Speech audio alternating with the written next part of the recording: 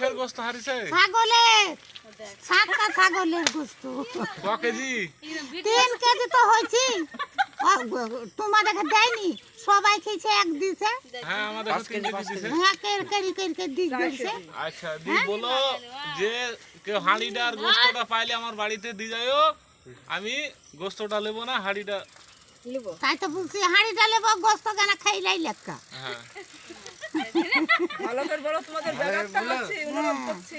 হাঁড়িটা পরে মহাসনদের হাঁড়ি। তোমরা হাড়িটা খাই দাও, তোমরা অনুরোধ করেন।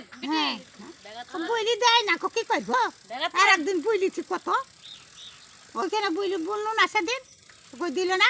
আজকে আর ভালো করে ভালো শুনতে পাইনি, ভালো বুঝবে করে আমি নেবও না, দেবও না, বুঝবো না। দিছে না তো কি করব? বুলো নাইলে হইছে না, ভালো করে বুলো। হয়ে গেল 2-3 মাস হয়ে গেল তো দিছে না তো। খাক্কা গু খাই খাক্কা খাক গু খাই করে গু খাইলে কা খানকির বাচ্চারা খাক্কা গু গোবর খাইলে আমাকে খাইতে দিল না এক কুচি গোস্ত।